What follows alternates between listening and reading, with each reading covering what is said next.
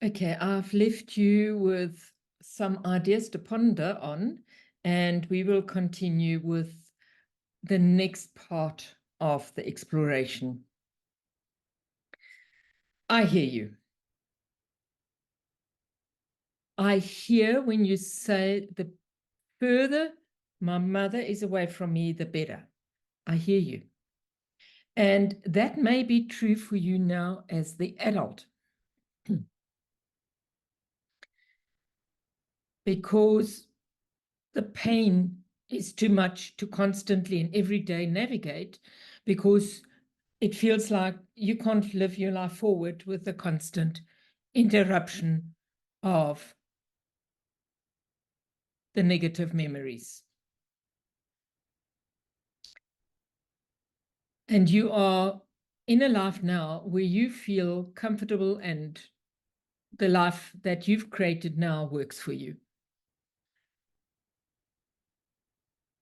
And you may feel that through therapy, you've gone and done the forgiveness process, and you feel justified that it is good to be separate from where you were in the past to where you are now, so that you can focus on your future. My question to you is, and I know I'm asking hard questions, have you made peace with the abuse that you have suffered as a result of what has happened between you and your mother, or what your mother has done to you? Have you made peace with the fact the little child missed her mother because she had a mother that was either abusive or absent or whatever? So she missed out on having a childhood. She missed out on having a mother. Have you made peace with having missed out on everything? And have you made peace that your mother is and was the best mother she could be? Yes, I'll repeat that. That's a hard one to swallow. She was not the best mother. Well, she was not the best mother according to your expectations. But what in her was so broken that she could not be the best mother that you would have wanted? If you cannot say yes to especially the last question, then I struggle and I wonder how honest your forgiveness with your mother truly is. Isn't there a missing part? And that is why I'm questioning I have forgiven my mother. I honestly believe in my heart of hearts that your intention is not to wish her ill. Your intention is to just live in a separate space that is peaceful for both you and her. I agree with that. But allow me my questioning, because I have been there. I've been where you are at, where you have that struggle.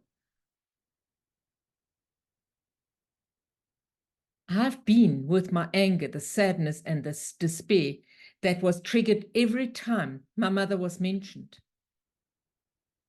My anger, my sadness, and despair that every time was triggered when I saw what I believed a loving interaction between the mother and child should be, and what I missed out.